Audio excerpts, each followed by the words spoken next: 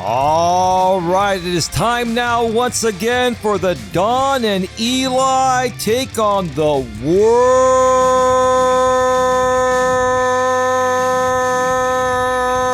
podcast. My name is Elias Melas, but you can call me Eli for short. And who's this lovely lady to my right? Well, I'm Dawn Ledgerwood, your girlfriend. That is absolutely 100%, 1,000,000% correct. You're my amazing, wonderful, incredible girlfriend. And partner in crime. And partner in crime. Well, I don't know if we should be using that word, baby, because people out on... my ride or die. Yeah, people out on the YouTube end of things where we have the video version of this podcast like to take that out of context, baby. I know. You know. It's actually ridiculous that people do that. But, you know, we do have to be careful out there with a world of sensitive people. Well, that's absolutely true. But a lot of these people have been very antagonistic. And like I always say, in life, you only get back what you put out. What you put out, you get back. Right, baby? Absolutely. And we have learned a lot lately, you know, how to... put back out what we've gotten, right? That's just the way it goes. Yeah. So if you don't want it, then don't dish it. If you can't dish it, if you can't take it, don't dish it. I butchered that, Jesus, That's baby. Okay. We know what you were You trying knew to what say. I meant, right? Absolutely, and you corrected it.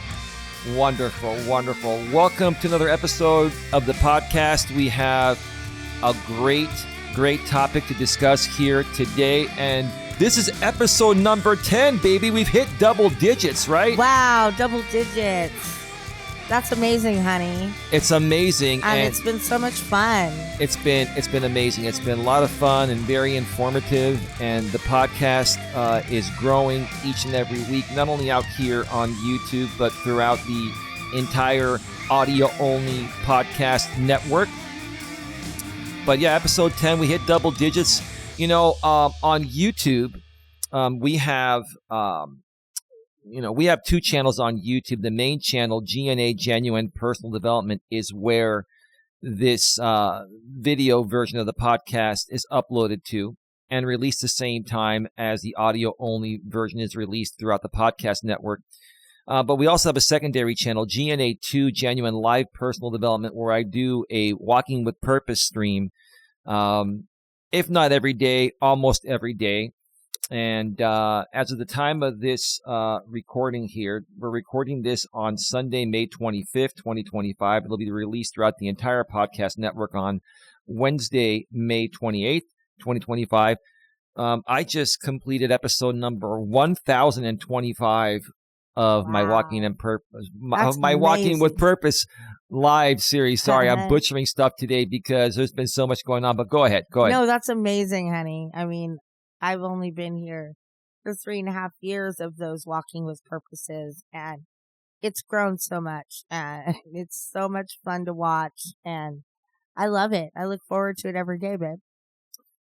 Yeah, no, absolutely. I've got a great show planned later today for the Sunday show. And if anyone throughout the entire podcast network would like to join us on YouTube, if you're watching this if you're listening to this on Apple, on Spotify, on Amazon Music, YouTube Music, or my lady's favorite, iHeartRadio, or anywhere else, because it's everywhere out there in the audio-only podcast land.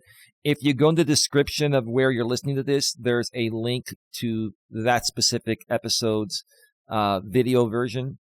That'll take you to our main channel, GNA Genuine Personal Development. And then if you go below in that description of that video, once there, you'll see a link to our secondary live streaming channel, GNA2 Genuine Live Personal Development, where the Walking with Purpose streams are done.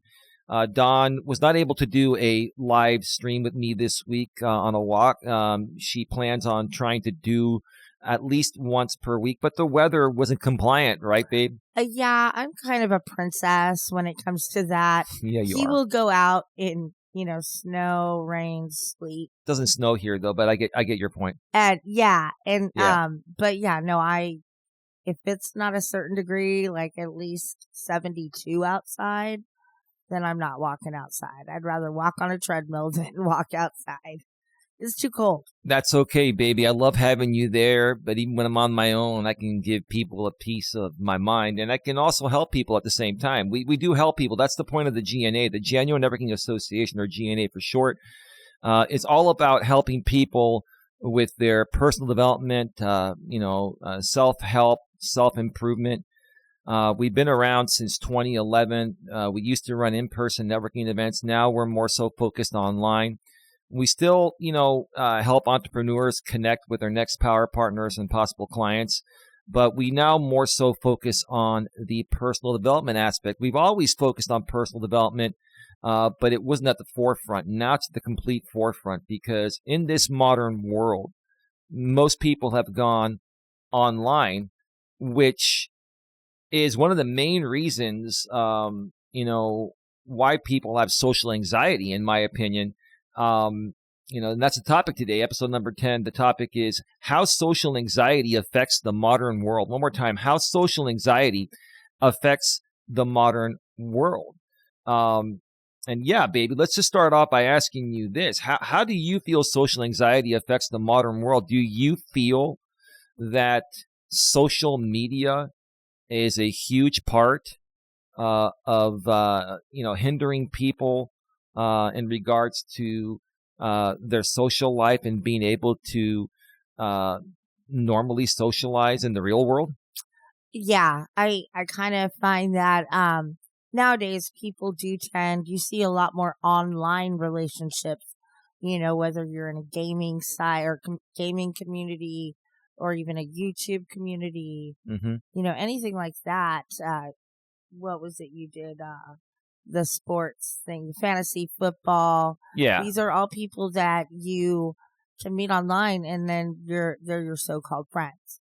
I feel people feel safe when they're in their home behind a computer, and just the idea of walking outside and walking into a crowd of people and being able to mingle without even knowing what their hobbies or their interests are. Because sometimes, you don't know that you're meeting a new person. Well, you let them know who you are. And that's really hard for people to do. A lot of people have, walls up for protection. They do. And, I understand that. But sometimes you have to open a door in that wall or open a window and just try, even if that means with family members, you go out, you can feel a little more comfortable if your siblings around or something like that, or cousin, whatever. You go out, at least you have that safety net there, but you need to get out, because that's the only way you're going to get over the social anxiety. Absolutely. I feel a lot of people fear rejection. A lot of it has to do with, their physique. A lot of people feel they're not physically attractive enough to participate in the real world. So that's why they hide on the internet and hide behind the computer, or now the smartphone or the tablet or any other, mobile device. And it's incredible how many people don't show their full body, obviously fully clothed. They don't show their full body because they're extremely overweight. And then they show their face and use these filters that make their face look a heck of a lot better than it actually is. Brighter, better makeup, all of those thinner cheeks instead of fat cheeks, right? Fuller lips. Right. Bomb ass, your makeup is just on point. Yeah. All of that stuff, which is not true. And you're not fooling anyone, because we all know you're using filters. Yeah, everybody uses a filter nowadays. Except for me. I don't use a filter. Well, you don't need a filter, sweetheart. I use Just for Men, but that's about it. That's your only filter? I'm 51 years old. My beard would not look like this if I didn't use Just for Men. I mean, it would look fine. I'd have a little more gray, and the gray's starting to come out because I did this about a week ago. Actually I did it, 1 week ago Sunday. Last week we went to the Giants game for your birthday, the San Francisco Giants baseball game in San Francisco. We met your parents there. Oh, yeah, we should talk about that briefly. We had a really good time at the Giants game, huh? Oh, my God. It was a blast. You want to talk weather? Absolute beautiful 72 weather degrees in San Francisco in San is unheard of. Francisco. Yeah, it's unheard of. That was such a nice day. Yeah. We did go in the afternoon though. Mm-hmm. So that does help. And we had great seats. Good people. And that's another thing. You can go to a sporting event or a concert. You're around a bunch of people that you all are interested in the same thing. Right. You just talk to the person next to you. It's so easy. And you never know what that can develop into. A relationship, a friendship, a business partner. There's opportunities out there if you just go out and open your mouth and your heart. Right. And realize there's going to be rejection. There are going to be people out there that just don't want to hang out with you or don't get you. But you just got to let that rejection go and keep going. Oh, by the way, your mother was really nice to me and I'm still alive. So I'm happy for that. Oh, yeah. We were worried about that because there hasn't been bad conflict, but there's been some touchy subjects, I should say. And, we've been together for 3.5 years now. And so it's given some time to kind of go down to a simmer from a boil. And so, yeah, it was really great at the game. Everybody got along. You never know that about families at times. Right. But they saw that your health has improved tremendously. Yes, because anybody new joining to the podcast, or even to the walking streams that I go on, you wouldn't believe the transformation. I was very sick. I was, malnourished, dehydrated. Sorry, that was a dog. He just walked by and kind of hit the tripod. The big dog walked. You saw the camera. I'm happy he didn't unplug anything. But the big dog just walked behind where the tripod is at, and you saw the. Oh my God! I thought that was going to ruin us right there. I thought it was the tripod was going to go down. Holy Moses! But Continue. yeah, no. Back to the game. Great game. We won the day. It was actually like a nail biter because we weren't winning, and we went into the 9th inning. The bottom of the 8th. That's. Hold on one second. You think the dog is not settling because he needs to? Oh, he might have to go out again. Do you think so? Yeah. Do you want me to take him? Yeah. You know what? Let me go ahead and turn off the video for a second. And Don is going to take the dog outside to use the restroom. We took him out and he went number 2, and I think now he has to go number 1. So, while we have this moment here, to remind you folks once again that this podcast is not only on YouTube, it's also throughout the entire podcast network, Apple, Spotify, Amazon Music, YouTube Music, and the rest of the podcast network.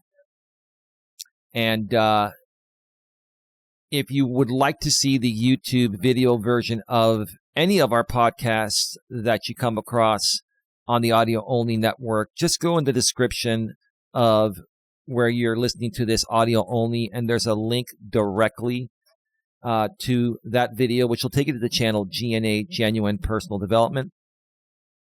And there you can actually access the rest of the podcast videos. We've actually removed one of the videos. We're not going to mention which one, and we're not going to mention why, but we've actually, removed it from YouTube, episode number 3. It is still available throughout the entire audio-only network, but I'm sorry, the video version is currently not available on that one. YouTube did not take it down. We actually took it down for, reasons that we're not going to go into detail on. Let's turn on the camera again. Yeah. He didn't have to go, huh? No, he's just He's a little antsy, antsy. Yeah. Okay. But he's kind of been that way all day. Back to the game. So back to the game. Go ahead, babe. Great game. And then, the game ends, and my family typically has a pretty long goodbye. But this is probably the longest goodbye that we've had. 2 hours outside of the ballpark. Oh my God. Just talking and visiting, and they call that Willie Mays Plaza. Oh yeah. There's we were outside statue. At Willie Mays Plaza in front of Oracle Park, formerly known as AT&T Park, formerly known as Pac Bell or Pacific Bell Park. I know. Go ahead. I know. No, I mean, there's a huge statue of Willie Mays. It's amazing. And so we stood out there for 2 hours talking. I mean, it got to a point where I'm like, alrighty guys, I gotta go. Like, I have to go pee. Like, we gotta go get on the train. So you used a porta potty outside of the Caltrain station in San Francisco. Yeah, I mean, it wasn't a big deal, but we had Was it nasty? Actually, no, it really wasn't. I think because it's at the Caltrans, they do Caltrain. I think that they do cleanups a lot more frequent. There's a lot of people coming. They probably in put a and lot out of bleach in there, which will, basically kill that smell. Yeah, definitely. But then, that kind of ended the day. Great conversations, great game, great food, all just a really great time. Best birthday so far. Oh, it was fantastic. We had a great time. So before we get into, we have a bunch of Reddit postings that we're going to go through here today because we like to, share with you folks what people on the internet are saying, which is where most people are at nowadays. And I will say this, okay? Everyone, no matter how social you end up being, has social anxiety when they're younger. You have to learn to be social. You have to learn to get over your fears of people, not liking you or not being attracted to you or whatever, right? It starts young. It starts when you're young. And, a lot of that also has to do with how your parents raise you, how they feed you, how much they ensure you, get your exercise in to stay fit, how well they groom you as well, getting your haircuts or, any other hygiene stuff, the doctors and dentist appointments. Your parents have a lot to do with, how you come out socially. Would you agree with that, babe? Oh, yeah. And then, as being a mother, when my children were very young, we would go to the park. We would go to other playground-like places and get them out, running around, engaging with friends, other children. That's where they started making their friendships and getting that confidence to go out there. And I mean, you could do anything besides, the park is the easiest thing, but getting them involved in like sporting teams, soccer, baseball, right? Pee-wee football, anything like that, because that doesn't already give them people around to make friends with, but that teaches them responsibility, discipline, teamwork, ethics, morals. It just covers all of that. Right. And so that helps a person to develop confidence, to get out there in the world and be like, you know what? I am the shit.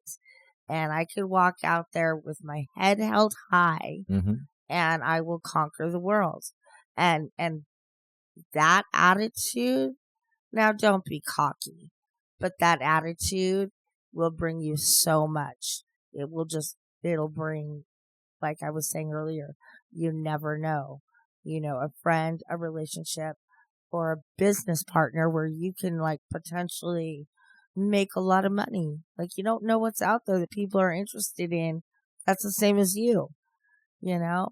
Or, maybe you want to do something and you're sitting next to somebody that can help you get there. Yeah. There's lots of opportunities just going out, getting out of your inner circle, out of your bedroom, office, whatever, and get out there. Make connections. Like Queen said it best, we are the champions, my friend.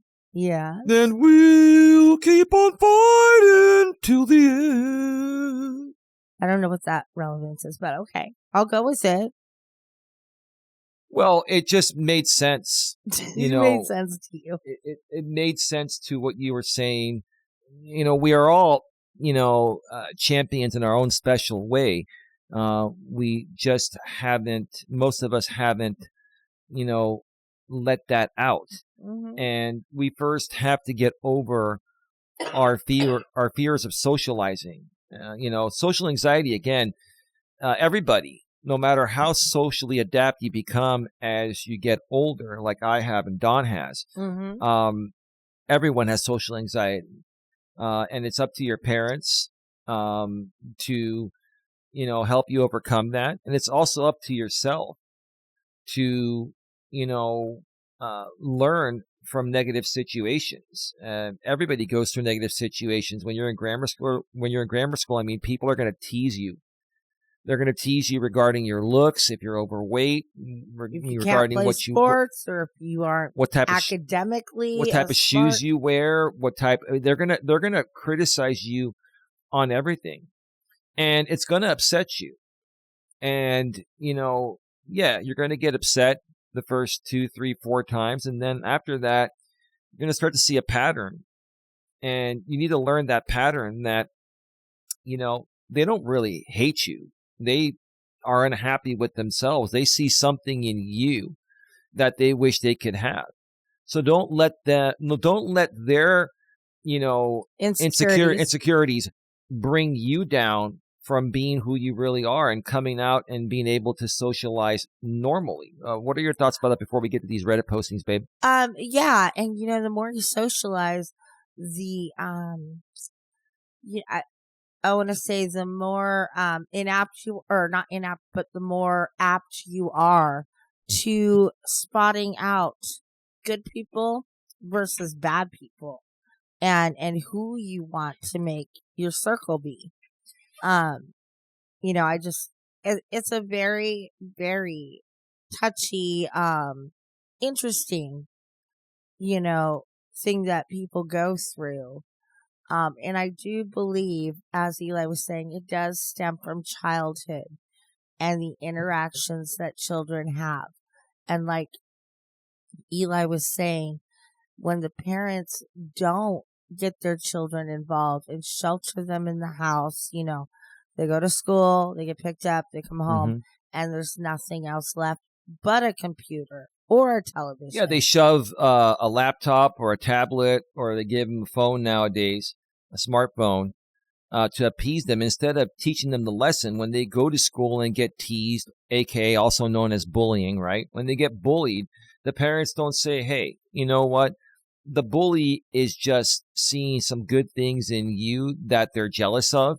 Don't let them get to you. That's what parents need to continue to instill in their kids' heads. And talk to them every time they do get bullied, and eventually the kids will learn their lesson. But nowadays, parents aren't doing this for whatever reason, whether the mom and dad are still together, or more so, if it's a single parent household, that makes it more difficult because that single parent has more to do. And they probably feel like they don't have the time or energy to teach them that lesson, but they need to find and make the time. It's very, very important for their kids to learn that lesson. If not, then they're not going to be able to adapt to be able to socialize in the real world. So that's when they go off to the internet nowadays, social media. They meet other people going through the same exact thing, and they all pat each other on the back. And they all validate each other that their socially awkward and socially anxious behavior is normal, which it's not, and it makes matters worse. And they never get the issue corrected. You understand? Does that make sense? Yeah, babe? it does. It Okay. does. When you validate somebody's behavior, then they feel, appreciated and welcome and all of that. So that's the behavior they're going to continue in order to get that. Well, they back feel important. to They feel feel good they feel and that somebody important. cares about them, but they really don't care about you. What they care about is using you in your same situation to feel better about how they're feeling, which they're not learning their lesson. They're just using you for that. Yeah. Yeah. And the best thing is for your self-confidence and that anxiety to be around people is to keep going back and doing better each time. Because if you don't just go back and, scour into the corner and hide from these people, then you are giving them what they want. Right. And what you need to do is stand up for yourself. Darn it. You're important. Yeah. And Yeah. you have something to share with the world. So, get up there. If they don't like the first thing you do, they talk shit, whatever. Keep going, because eventually you are going to reach the person or environment that you need to be a part of. Yeah, and I've been dealing with this stuff on YouTube for the last 7 or 8 years. I'm 51 years old now, and I've had this one millennial guy, very spoiling entitled. I'm not going to mention his name, but he's now 40 years old, and he still hasn't learned responsibility. He's still very socially awkward and socially anxious. He tries to come off like he isn't when he does these live streams, but he creates drama content and trashes people on purpose because it makes him feel like he has a sense of purpose, which he doesn't. And No. we're not saying that to be rude. What we're saying is that he still hasn't learned, how to better socialize, how to get over his social anxiety. He still does not feel socially accepted. He's not socially adept. And it will never change until he realizes that. And he needs to get help for that. Like people that are in that situation at age 40, they need major therapy and possibly even medication, in my opinion. They need a psychologist for, their mental therapy and emotional therapy, and they need a psychiatrist to possibly prescribe them medication, which will help them through the process. Right, babe? Well, yeah, a lot of that does have to do with chemical imbalances in your brain. And so that's where the psychiatrist comes in, figures out what chemical balance that you personally or the imbalance they have, right? What? The imbalance they have, the chemical imbalance. Well, yeah, no, they're going to figure out the right balance of chemicals is what I'm trying to say. To offset your chemical imbalances, yes, right? to offset that. Yeah. So that's very important. And you know what? A lot of those are going to be herbal. There are a lot of vitamins that you just need to put into your body. I mean, as simple as that. Mm-hmm. I mean, you think,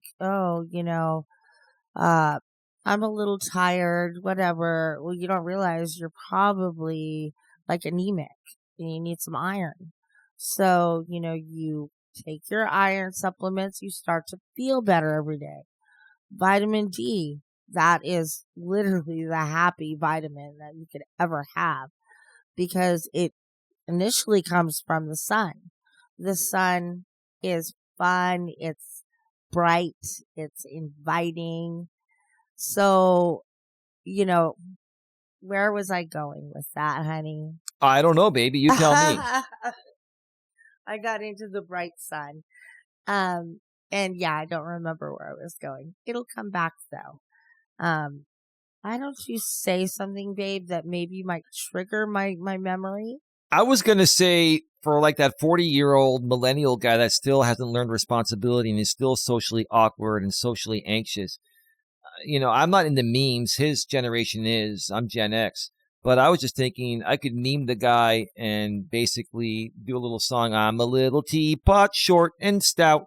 Right? I mean, I think the people that know who this guy is. Oh, my God. Yeah.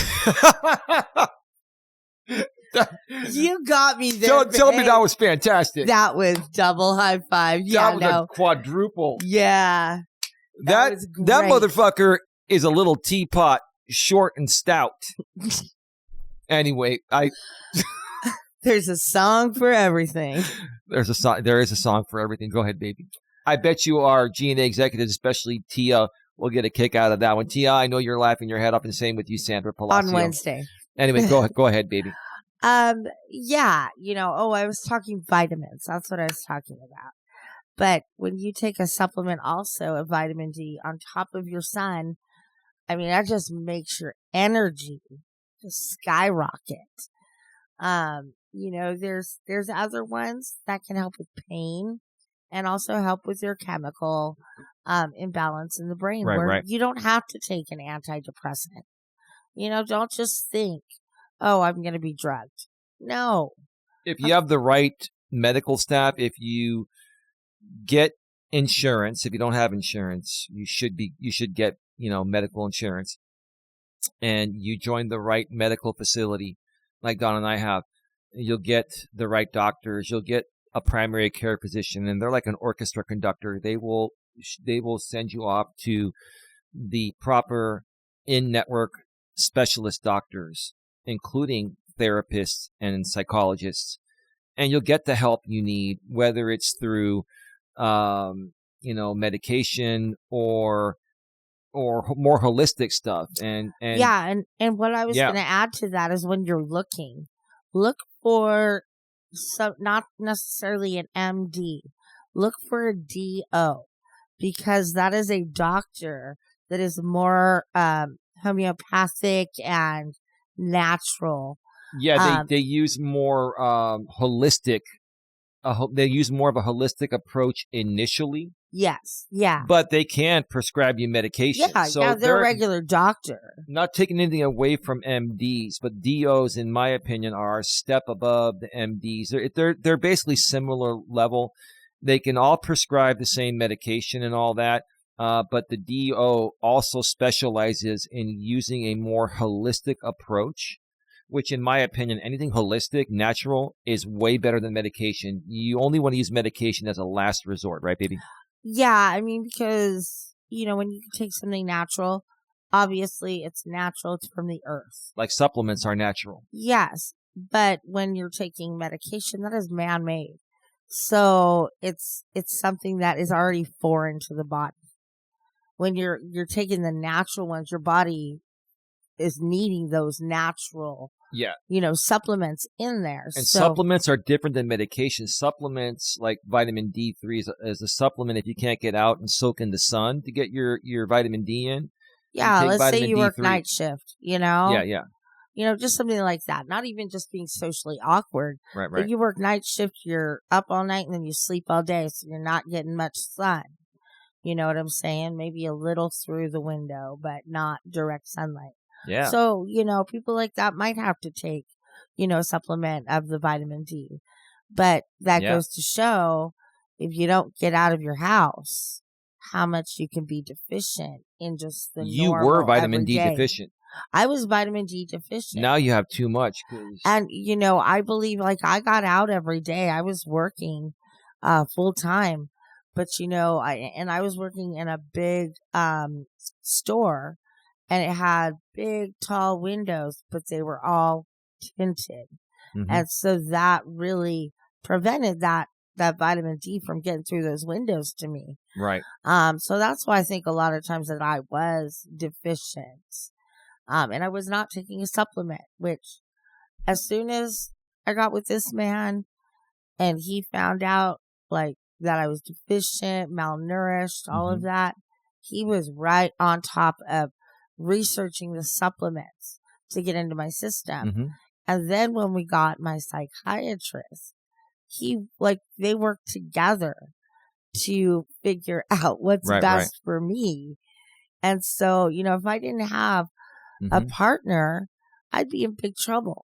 And going back to social anxiety, how are you going to get somebody that's going to stand next to you and have that much drive, love, compassion to fight every day for like that?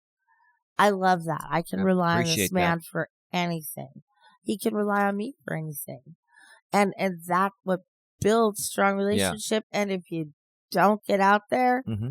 you miss out on such wonderful feelings, love, friendship, acceptance. That's a big one. Acceptance. You're accepted by Mm-hmm. somebody, Oh yeah, you yeah. know, and that's good. That helps that, fear of going out and being rejected. Yeah, eventually the fear will go away, just like the fear of public speaking. Everybody fears that more than death and paying taxes and all that, right? Uh-huh. And even myself. But you just got to get out there and do it. And you're going to make mistakes and you're going to fail and you're going to fail a lot. But eventually it's going to start to get a little bit easier. Like I'm doing these shows more so on the fly with Dawn. There's no teleprompter here. Oh, and we could use one. I have one. I bought one like many years ago, and I think I used it one time. And I'm like, this video sounds way too fucking scripted. So I'm like, fuck this thing, Yeah, I was going to say, know. I didn't even really know what we were really going to talk about until last night. I didn't even know what the topic was. Yeah, but you know about this topic. The thing is, you and I have lived this. Everything we talk about is everything we've lived. Yeah, right? Yeah. Everything I've experienced. I was actually going to talk about myself. When I was younger, I didn't have self-confidence. So, when the teacher asked people to answer questions, raise their hand, I was the one that was hiding my face, slouching. I used to be like that in grammar school, baby. Yeah. I didn't want to get called up, especially when I had a boner. Oh. As a guy, when you're like in grammar school and you have this boner and you're trying to talk to your penis or subliminally. And you're trying to tell your boner to deflate before the teacher calls you up, and you're sitting there trying to hide and shit, but you can't hide. Thinking about the most. And you pray to God that the teacher doesn't call you up. Then they call you up, you got this boner, and then you're walking up trying to face forward so the boner doesn't show to the class. You know what I'm talking about. Actually, no, I don't. You're a woman. That was never a problem for me. That was a huge problem for me and many other guys. Yes, it was. I could see that being a problem. When was the last time you heard somebody call it a boner since grammar school? On TV. Boner. But yeah, no, I didn't have that problem. But I still felt like I would never have the right answer. I wouldn't, keep the interest of my students if I did a speech. I didn't feel like the speech I wrote was as good as other people's. And as I got older and made more friends that were more in, my interest of what I do, we had similar things in common. Then I started to become more confident in doing things. So, if somebody says, "Oh, let's do this," I'm like, "Okay, I'm all in." Mm-hmm.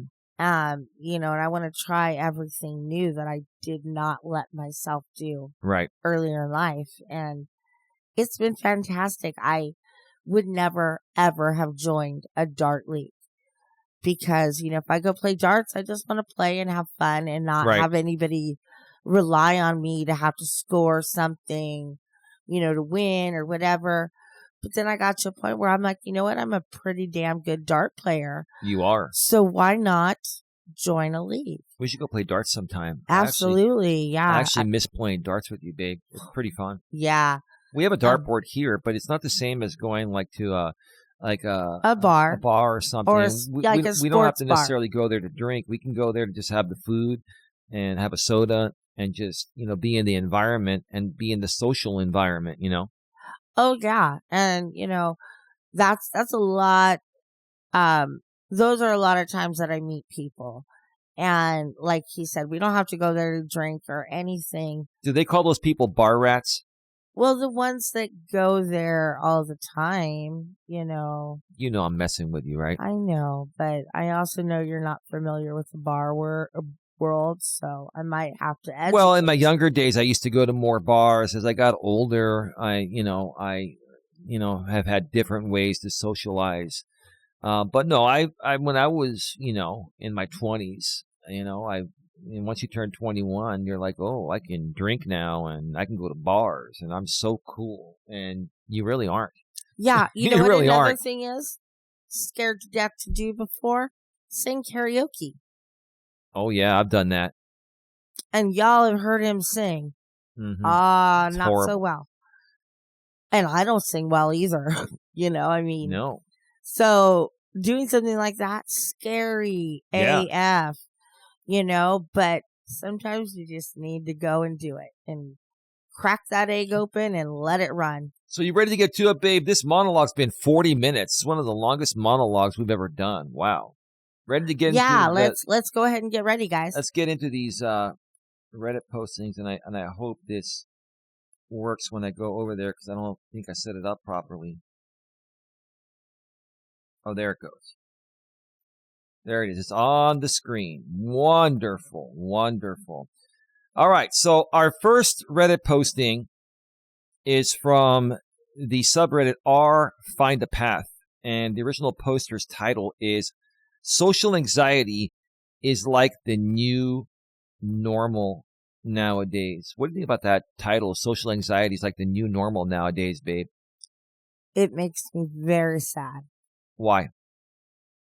Because we are, and I know COVID didn't help because then it opened up a whole world for people, just online. 'Cause that's all we could do was online. Yeah.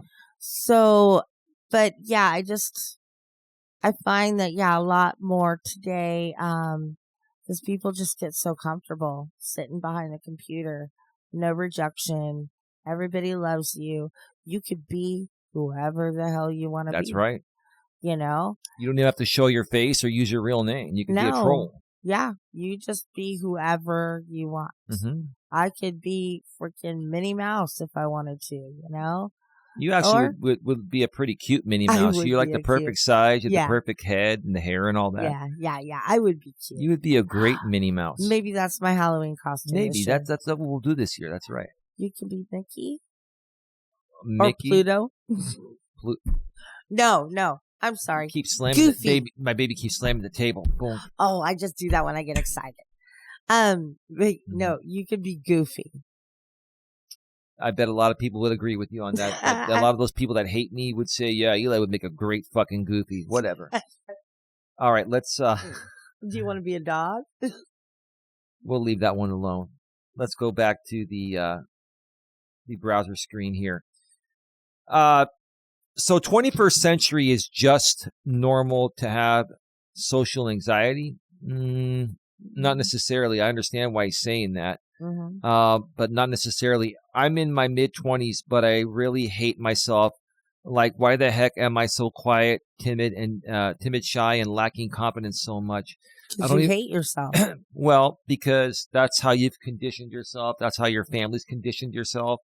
I mean, I can understand why he feels this way, babe, but that's up to his parents or him to tell his parents what's going on so his parents can teach him the lesson and help him build the confidence to overcome it. Go ahead. And another thing is in a family, you have a sibling way out there, way on that spectrum of being, center of attention. Your brother is... Are you saying these people are on the spectrum, baby? No. Oh, no. I'm kidding. I'm sorry.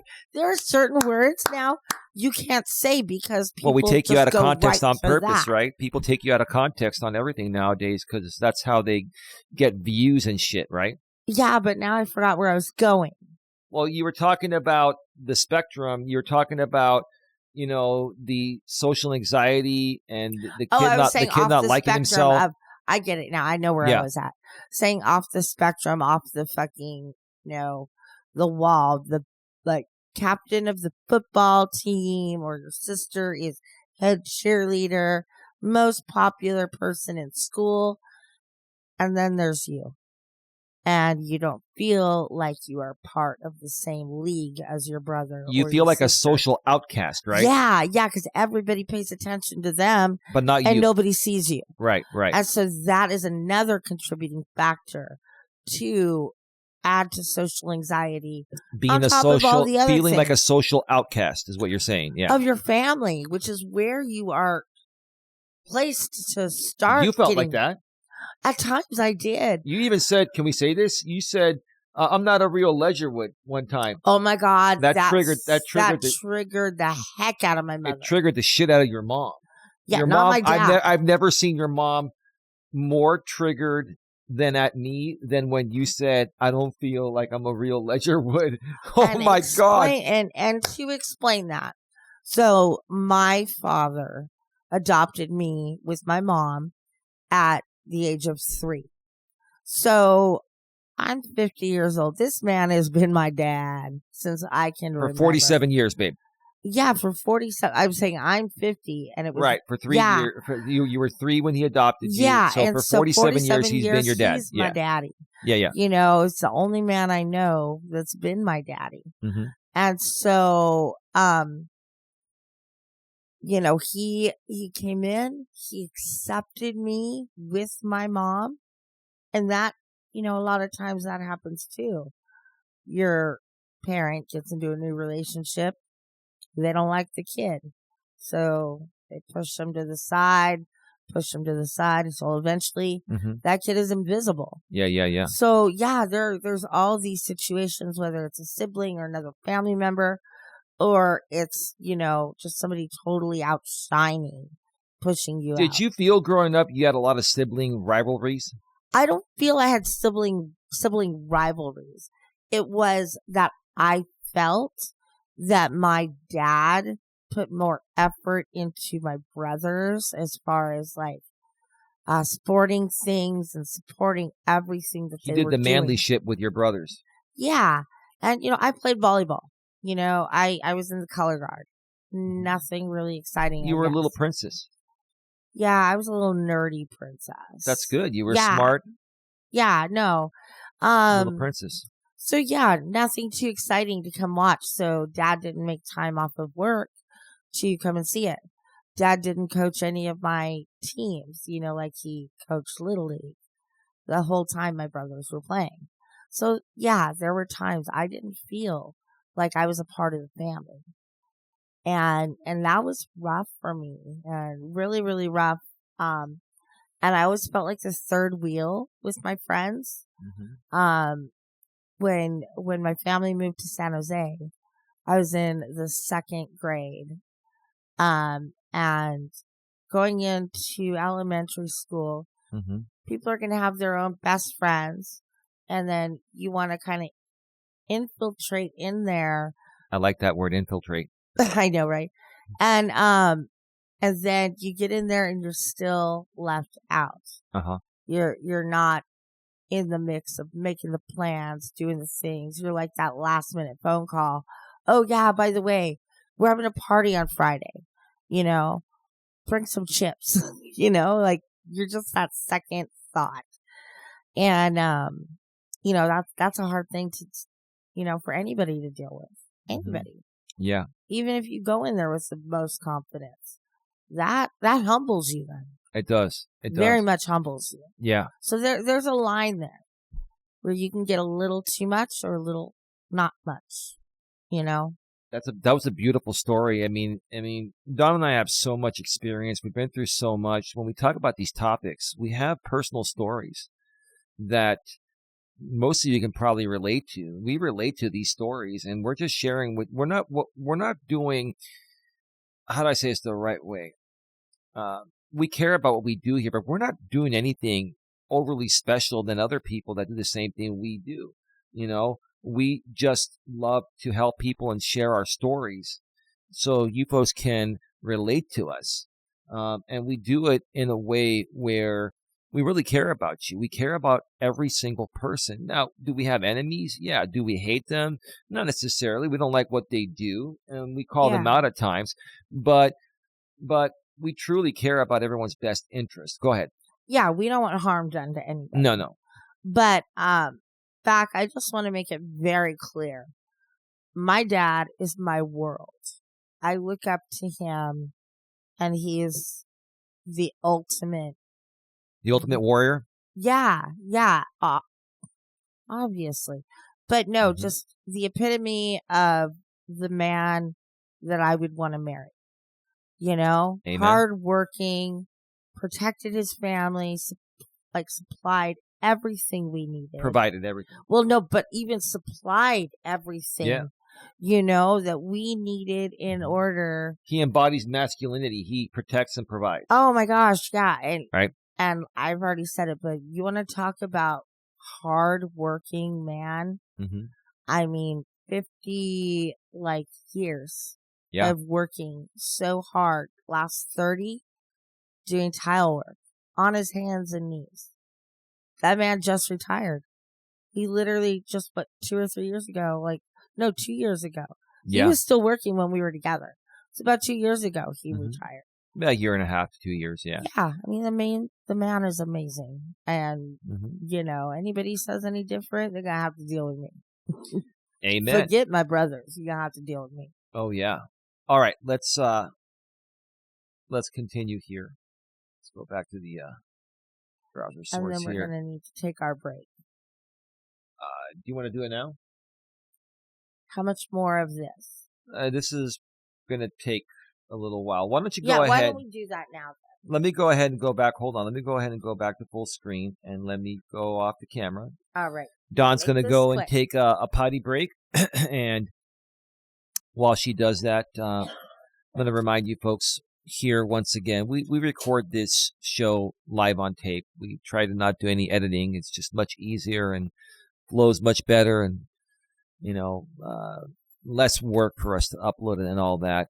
Maybe one day we'll hire a video editor, and our production will, get even better. But there are many ways that you can actually, listen to or watch our podcast. If you are watching us on the audio only podcast network, we are on Apple, we are on Spotify, we are on Amazon Music. We are on iHeartRadio, which is my lady's favorite. And, many, many more. Many, many more. All the ones that you haven't even heard of. Just do a Google search for Dawn and Eli Take on the World podcast. But if you're listening to us on the audio only network and you would like to join us on YouTube, where we spend most of our time and we create regular content between both channels, you can just go in the description section of this podcast or any other podcast that you're listening to audio only. It'll take you to the video version of that particular podcast. And while you're there, it's tied to the channel, our main channel, GNA, Genuine Personal Development. GNA is short for Genuine Networking Association. And you can watch any of the video versions of the podcast there. If you would like to further join us on the regular live streams we do almost every day, if not every day, you can go to the description of the main channel, GNA, Genuine Personal Development, and subscribe to, you'll see the link there to subscribe to GNA2, Genuine Life Personal Development. And once you're there, subscribe and bang the bell. And make sure you select all notifications, so that way you will get a notification on your YouTube app right when we go live. I typically go live almost every day from a walk. I may take a day off every now and then, or maybe a couple days off every now and then. And sometimes we do some in-studio live streams on that channel. But make sure you subscribe to both channels, because, the channel you're watching this podcast on is our pre-recorded channel, but sometimes we may even go live here. Subscribe to both channels if you want more Eli and Dawn. I do the majority of the content, but Dawn is trying to come on at least once, maybe twice a week. Sometimes she'll take a week or two off. It just depends on the weather or how she's feeling, or how it goes. But yeah, join us there. And you're back, baby. I am back. Join us there, and let's help you create a better tomorrow or a better future, because personal development and self-improvement, it's an ongoing process. Even for myself and Dawn, that are experts in this field, it's an ongoing process. Everybody, including us, learns something new, and we learn something new every day, and we get a little better each and every day. Mm-hmm. Right, babe? Yeah. All right, let's get back to the Reddit posting here. All right. I don't even remember the last time I believed in myself. Well, that's your fucking problem right there. If you don't believe in yourself, why should anyone believe in you? Yeah, and why? I used to struggle with that too, right, baby? Oh, we all did. I struggled with that my whole life. Yeah. Go ahead. One thing with that of me is that if you're new to watching us, you may not know. I went to nursing school, became a nurse, and I did well. I was a good nurse, but I did not have enough confidence to try to branch out from what I felt comfortable with. I was really comfortable in the department. You were stuck in your comfort zone. That's another topic for another time. Yeah, stuck there that being stuck in your comfort zone. I didn't feel the confidence to go into a whole nother unit and learn that. I just didn't feel I was capable of having all that knowledge.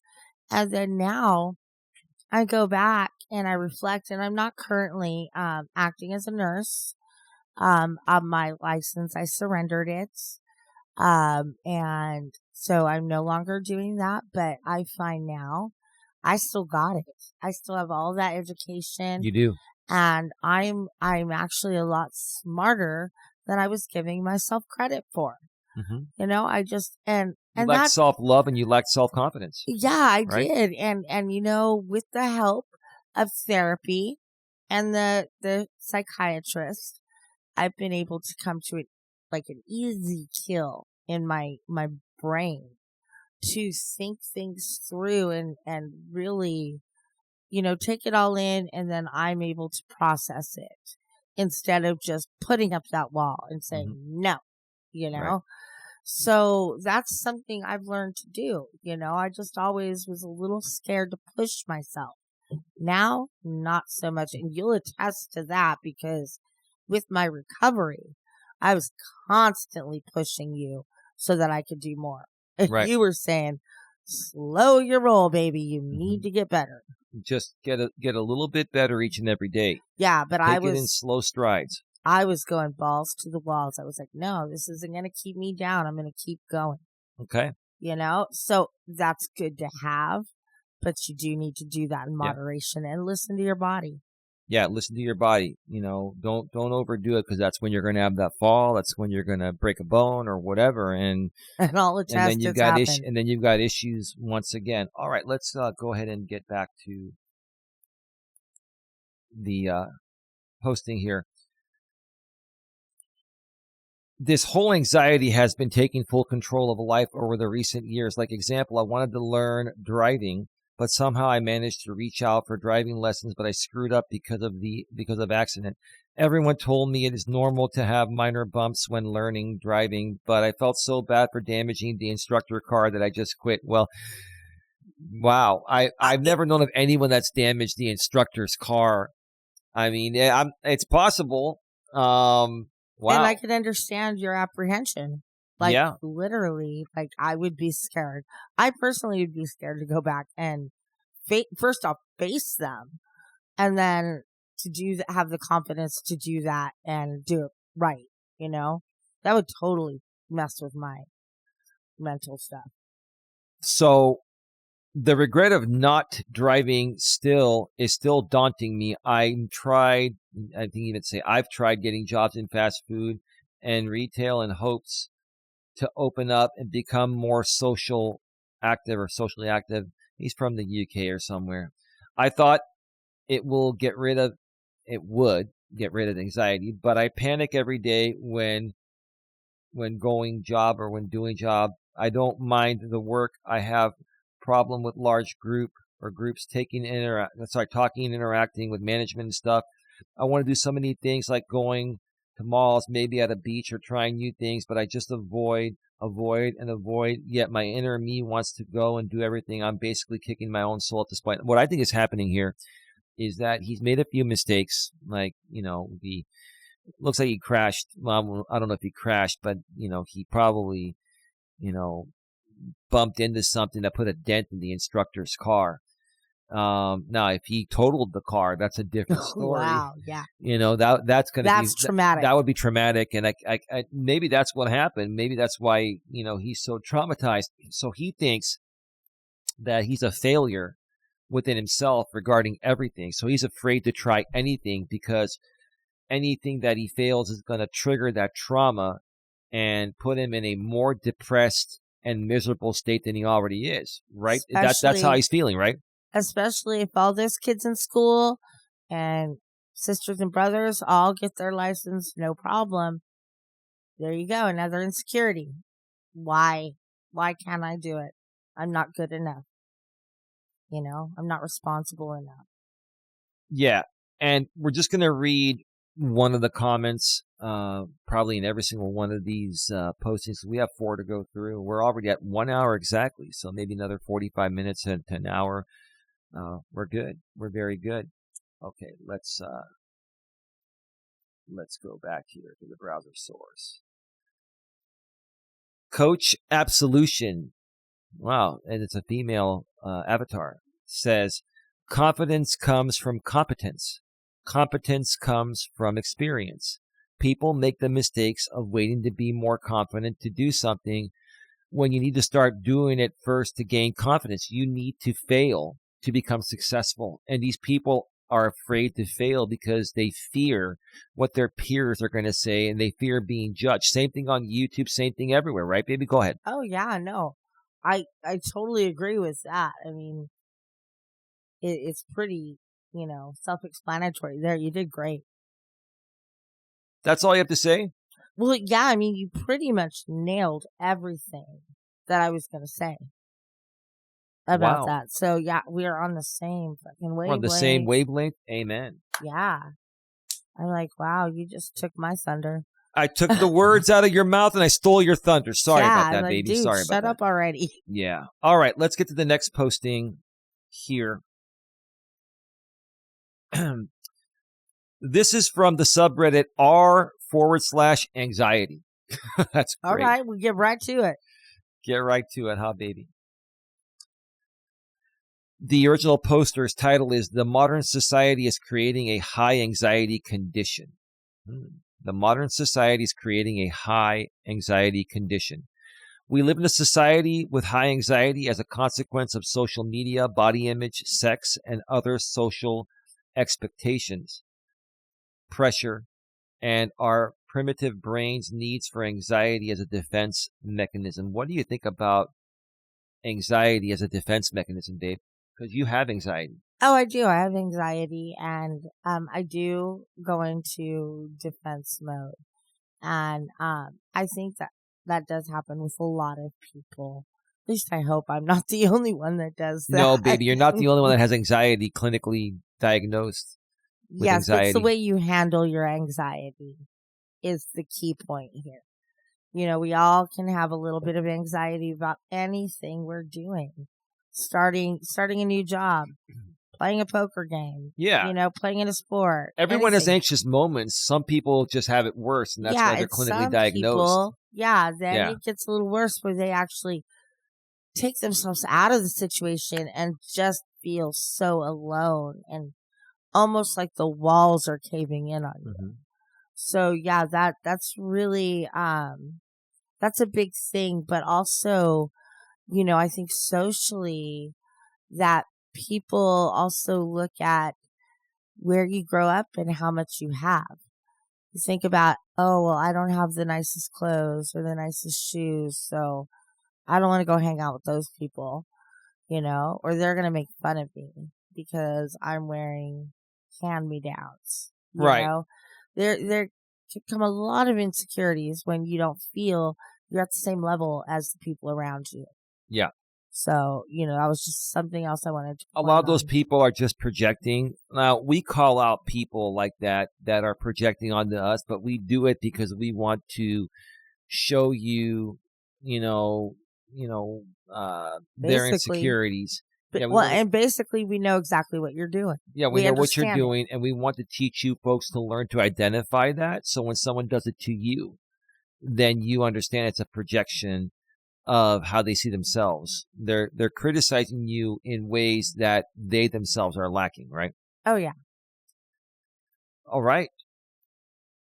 So let's go back here. All right. So social media platforms are part of our lives, allowing constant access to sharing a variety of information. However, they also contribute to anxiety by creating a culture of comparison where people constantly compare their lives, achievements, and looks. The idealized versions of others' lives, often shown on social media, can make us feel inadequate and anxious about our own lives. We were just kind of talking about that, and that makes sense, baby. People compare themselves to other people. And the only person you should focus on is yourself and bettering yourself. I understand why people would do the comparison. Yeah, you can strive to get better like some other people, have already, gotten better. But I personally don't feel people should be comparing themselves to the over glamorous stuff that some people do on social media. A lot of that stuff is all just for show. Go ahead. Oh, yeah. I mean, it is. I mean, we got to face it. A lot of people are fake out there too, so you got to be wise to that as well. But yeah, then you think, oh gosh, I grew up in the projects, or I grew up in the poor side of town, grew up in a trailer park. I'm going to become the same thing my parents are. Right. I'm useless. I'm worthless, useless. Right? Yeah, everybody goes and goes their own way, whether they get into gangs, drugs, whatever, but they're not being they don't have the confidence to say, you know what, I am not this person where I grew up, and I won't forget where I came from, but it's not who I am, and I'm going to do better than where I started. You are a Ledgerwood. Oh, I am a Ledgerwood. You're definitely a Ledgerwood. Oh, it's in my blood. Don't ever tell your mother again that you're not a Ledgerwood. She'd take my head off. I think the next time I see your mom, I'm going to ask her, what would it take for me to become a Ledgerwood? Maybe when we get married, you'll marry as a Ledgerwood instead of a Melas. Yeah. Yeah, your father would rise from the dead. Oh, yeah, my father would come and destroy me. He would rise from the dead. All right. Society. There we go. Society puts pressure on physical appearance, sexuality, and social status. True. The pressure to conform to these standards can be overwhelming and cause anxiety. Unrealistic beauty standards, sexual expectations, and the pursuit of material success can create a constant sense of inadequacy and anxiety about fitting in or meeting societal expectations. And that's, again, we're talking about people comparing themselves to people on social media that are overly glamorized and overly stage things for views and clicks. You cannot compare yourself to people that are getting paid to do these videos, probably by a production company that has lots of money, and they're overly glamorizing them with the with a special wardrobe and lots of Hollywood style makeup, and they have a teleprompter. I mean, come on. If something is too perfect, then you have to understand it's staged. Go ahead. Oh yeah, this has nothing to do with it, but it reminded me when you said that. One time we were watching our good friend Chris Cuomo. And one episode, he was so fired up. He's like, fuck that teleprompter. Shut that off. I'm going to go freestyle. He actually said fuck on News Nation once, and I was like, man, his bosses love him. He brings in the ratings, and they'll let him get away with that. A little bit, yeah. I mean, it's not like he's out there swearing all the time. So, yeah. Oh, he makes that channel. Like, they know Chris Cuomo. Like, when Chris Cuomo, he's taking a few days off every now and then. If he's not there, we click away. We turn it off. We don't watch it. No, it's not worth it. Yeah. He makes it's Cuomo or nothing. But you know what? That's another family. Let's talk about the Cuomo family. Mm-hmm. High, high in society. Everybody knows them. The father was what, mayor? Yeah, I think he was the mayor of New York, I believe. But Or he also was like governor, I think. governor, but also very prestigious attorney, as well as Chris's brother, Andrew. Yeah, And he was governor of New York. yeah, it's so Andrew. so it's like all of those things, Chris could have been like, oh my God, where do I fit into this? So you know what he did? He went to law school. He got journalism down. And you know what? Yeah. Now they all have this great life that they all relate to, and they're doing well. They're pretty flush. Yeah, Chris Cuomo is the brother of Andrew Cuomo, who was the 56th governor of New York from 2011 to 2021. That's Andrew. And the son of Mario Cuomo, who was the 52nd governor of New York from 1983 until 1994. So the Cuomos have been very prominent in New York. And, Cuomo and Chris, he's an attorney. Just call Chris. He's an attorney. Chris is an attorney. I don't think he actively practices because he's been a journalist. He's probably made way more money in journalism, and he actually enjoys journalism more. He likes talking. Well, yeah, he's a lot like me. I'm a lot like Chris. He's a lot like me. I mean, we like to talk, and because he's funny. No, he cares about everyone. He's like a middle of the road type of guy, like we are. Yes, we're slightly on the left, and I think Cuomo is. I think they're registered Democrat. I think he's an independent. I think Cuomo now is, Chris Cuomo now is saying, the independent thing. So he might be a registered independent. But yeah, no, he gets a lot more satisfaction, talking about the news and politics and all the BS to try to truly, make a change, not only for Americans, but the whole world. He's a phenomenal journalist, probably one of the best in the business. And, I found out about him. My mother used to watch him on CNN, like a long time ago. My mother told me about him, and I got really hooked. And then, he was broadcasting from his house on CNN during the pandemic. He actually got COVID, and he was showing us in real time that this thing is real. Yeah. When a lot of these people, were saying it's a big hoax and, all this and that. And while Trump was off golfing at Mar-a-Lago after Biden won the election, and then Biden and his administration with Kamala Harris, they were already fighting the COVID war. Yeah, the COVID war, and yeah. So anyway, enough of that. Let's ready to continue. Yeah.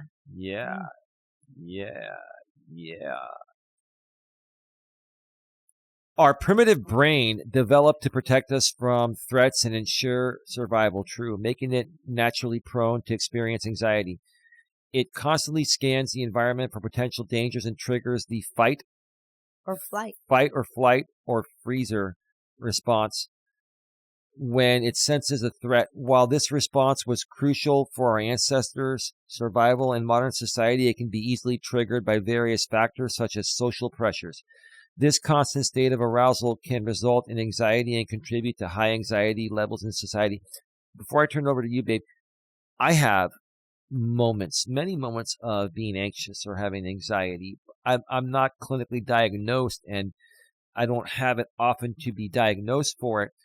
But every human being, diagnosed or not, has at least moments of anxiety. It's perfectly normal. It's perfectly normal to feel anxious at times. But when you're feeling that, you take a step back, take a deep breath, relax, and say, hey, it's okay. I can do this. I can do this, and I'm going to get through this. I can do this, and I'm going to get through it, right? Yeah, you got to go in with the attitude of, I got this. You got to talk to yourself. Yeah. And don't think it's bad to talk to yourself when no one's around. Hey, look in that mirror and say, I'm a badass. And I'm going to psych yourself up today. That you're worth it before you leave your home each and every day to go to work or wherever you're going. Put yourself in that mindset that you're worth it and you got this and you can do it. And you understand You're going to have moments of uncertainty. You're going to have even moments of insecurities. We all do. But there are people that have a lot of anxiety and a lot of insecurities, and that is a problem, and you can get help, through a therapist or a psychologist or both. You got to get the right help when you need it. But the most important thing is to believe in yourself and to push yourself through it. Don't give up on yourself. Anything else you want to add to that? Oh, no, you pretty much nailed it. But yeah, you just have to believe. And I've had so many setbacks in my life that we'd be here for another 4 hours talking about all that. I know. But each setback was a learning opportunity for me. Everything's a learning experience, right? Yeah, babe? Absolutely. The past is really a present to you because it allows you to learn from your mistakes and move forward and not repeat the cycle over and over. Because what do we call that? Insanity. Yeah. So, yeah, it's just... The definition of doing the same thing over and over again, expecting a different result, is insanity. Yeah, right. That's just freaking insane. Now, people might say I'm insane because it's taken me a long time or taken us a long time to get our channels off the ground here for the last 7 years. And I've done the same thing over and over again, but I've tried different things too. And if people want to call me insane, I really don't give a shit. Maybe I am insane for still going forward, but I believe in myself. And that's what it takes. You got to believe in yourself. If you have no self-belief, nothing else is going to You're going to stay on that hamster wheel. Right. And you won't get off and do anything else. And it's like spinning your wheels in the mud, right, baby? Yeah, you get nowhere. Yeah. Whew. Wow. Amen to that. Is there a comment on that one? Well, there's one more section. Oh. And then we'll read one comment.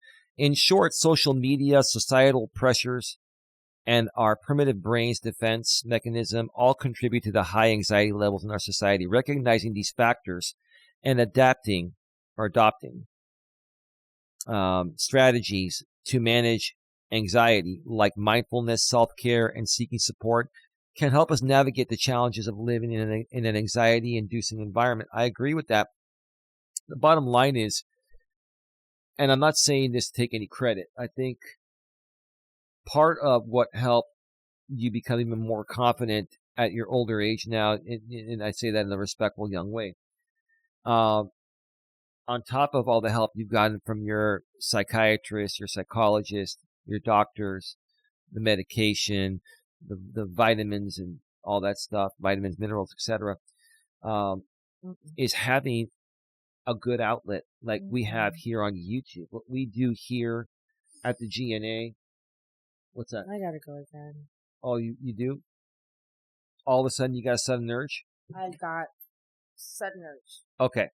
So we will continue this in a second. Dawn has to go. Dawn has a river of a bladder. I have a stimulator. Yeah, it's okay. It's okay. So while while we wait for Dawn to remind you one more time that this podcast is available on YouTube in video format, and it's also available audio only throughout the entire podcast network through our RSS feed, really simple syndication feed. And we use Captivate.fm.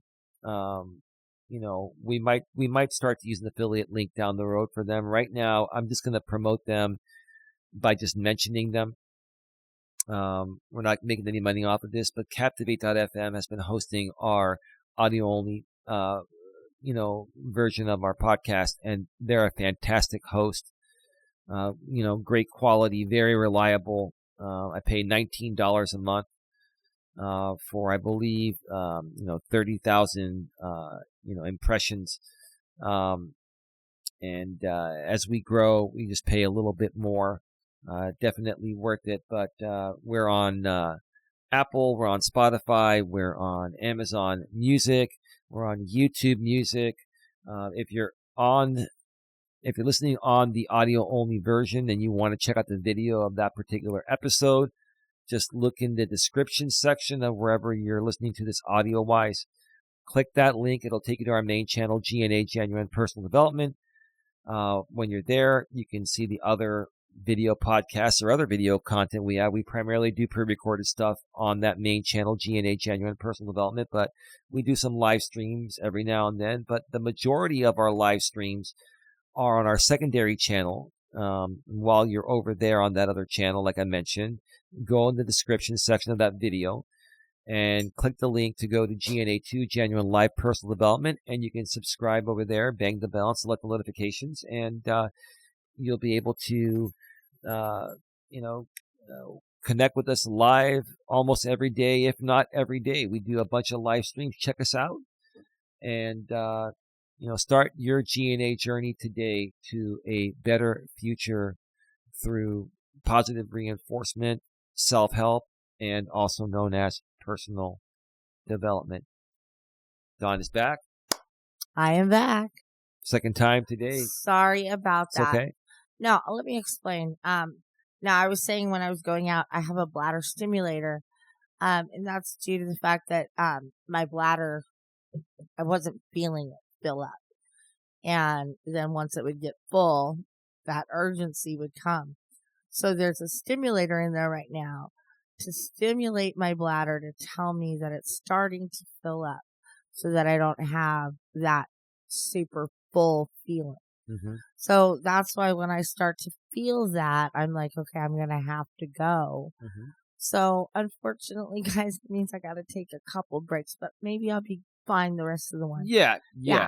We're only going to be on another maybe 30 to 35, 40 minutes at the most. So let's continue. So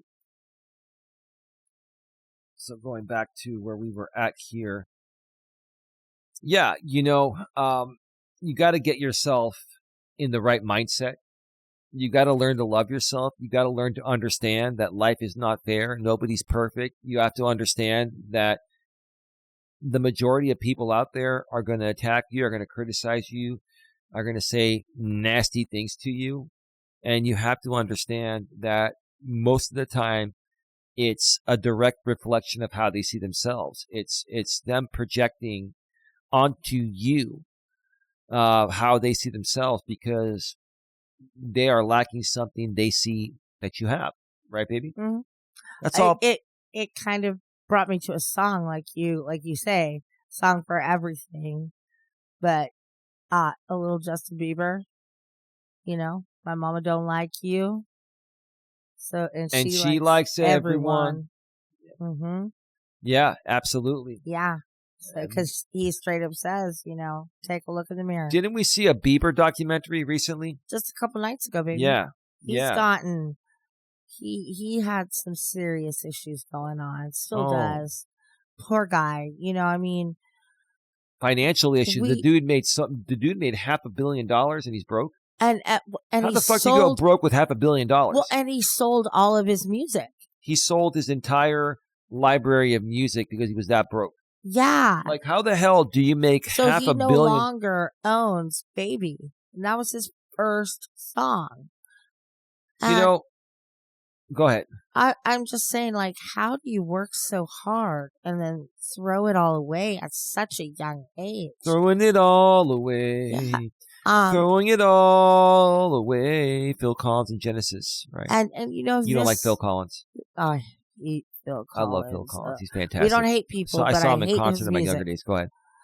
But no, with Justin Bieber, he got thrown into this limelight at a very young age, a very pivotal age. Baby. Oh, my baby. Yeah. You know where he was discovered? On YouTube. Yeah, on Scooter. On YouTube. Yeah. But a lot of pressure, a lot of money right away, all of this, the ability to have alcohol, drugs thrown at you. He never had a chance just to be a kid. No, he didn't get to grow up and learn like what this kind of wealth and notoriety brings. Yeah.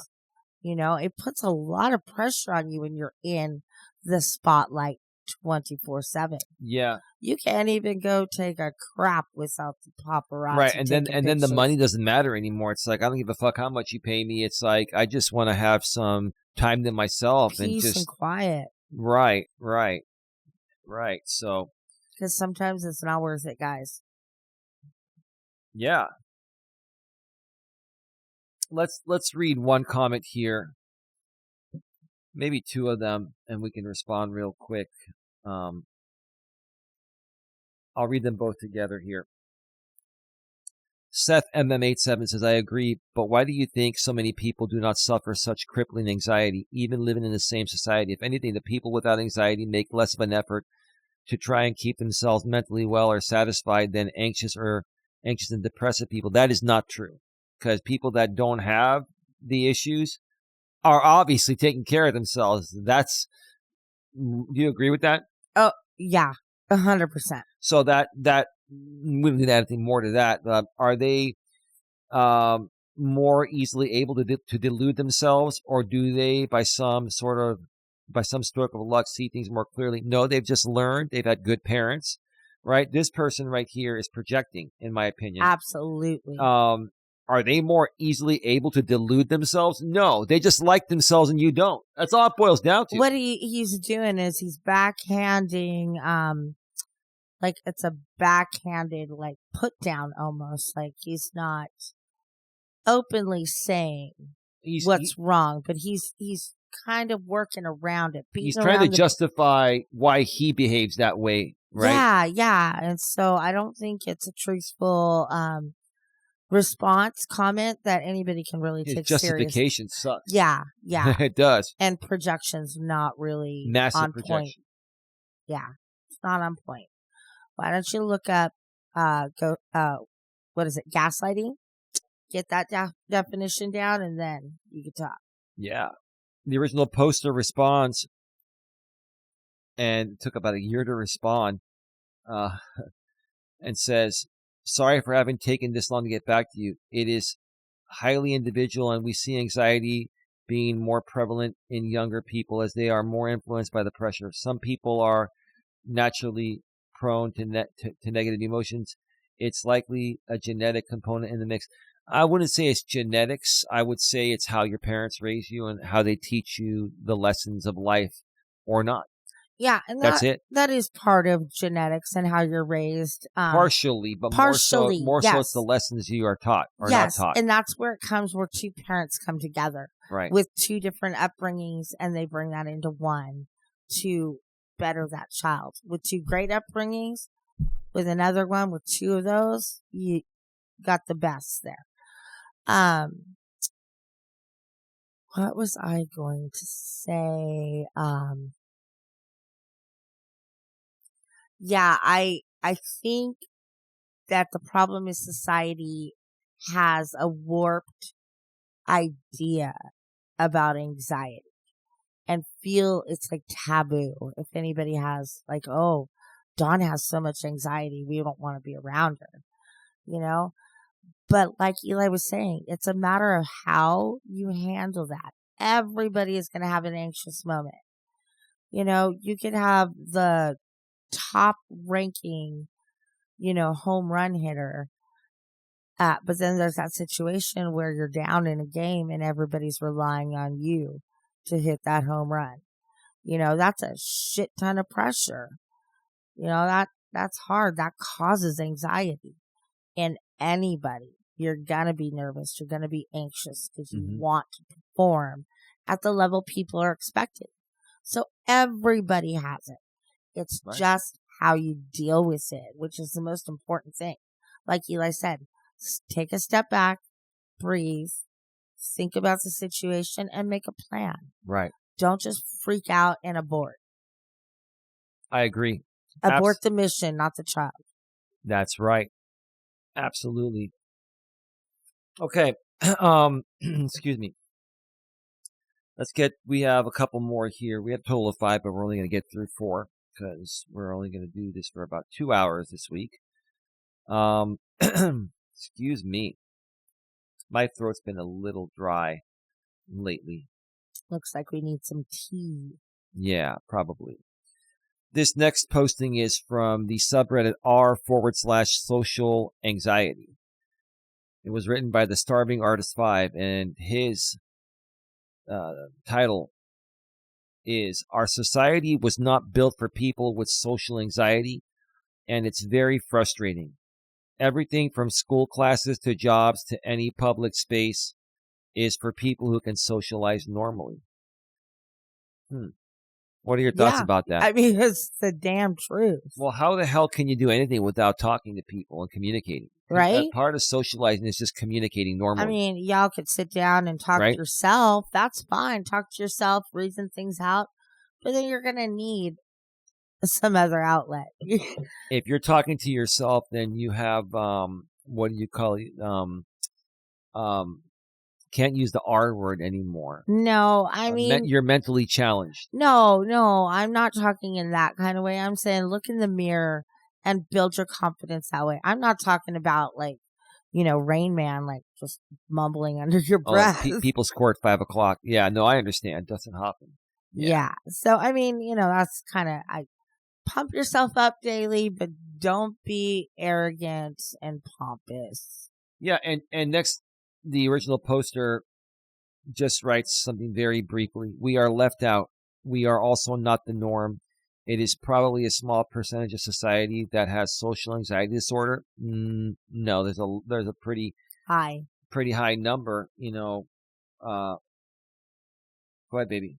Oh, yeah, no, that number, like we've said, everybody has anxiety, and it's how you deal with that anxiety that can develop into a problem.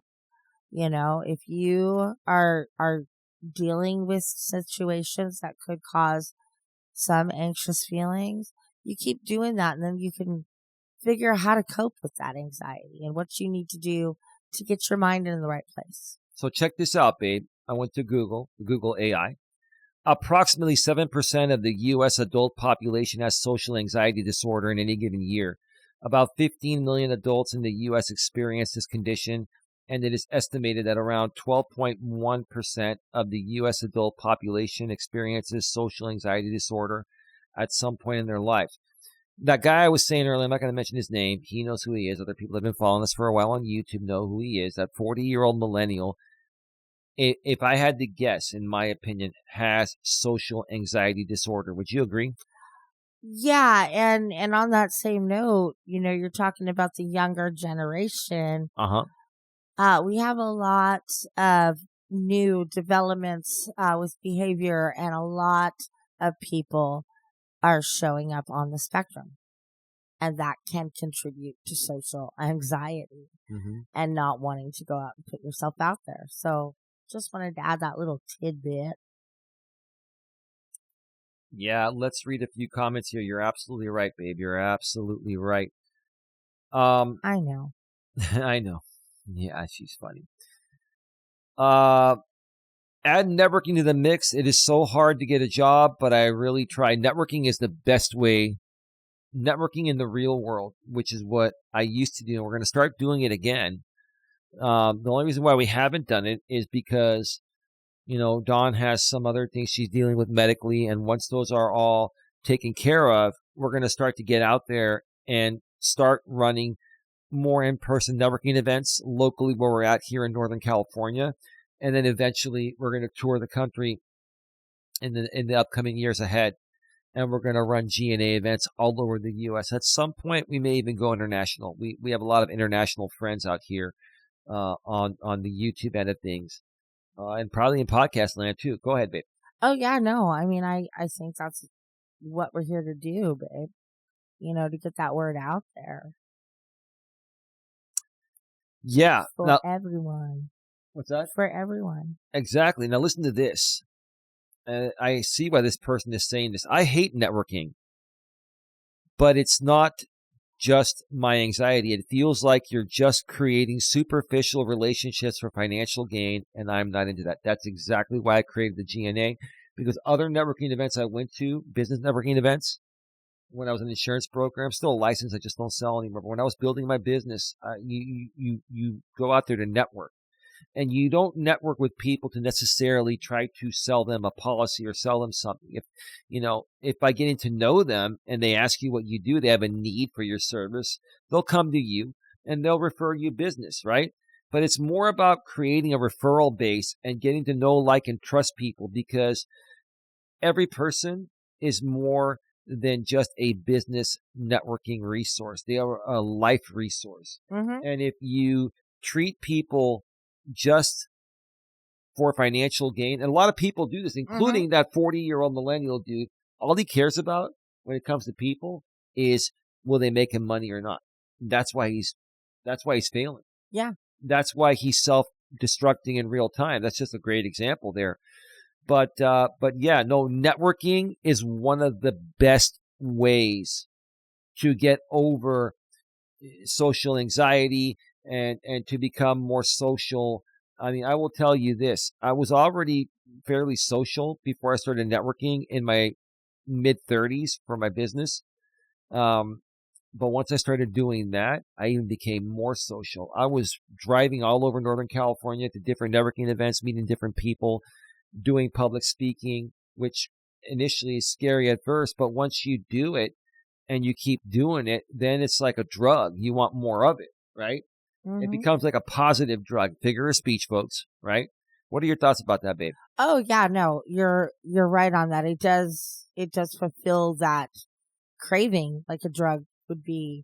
And we want to say drug, but not necessarily drugs. We want to say it could be anything. It could be caffeine. It could be chocolate. It could be running. It could be whatever that you put yourself into too much, You get what I'm saying there, babe? You're reading. Yeah, no, go ahead.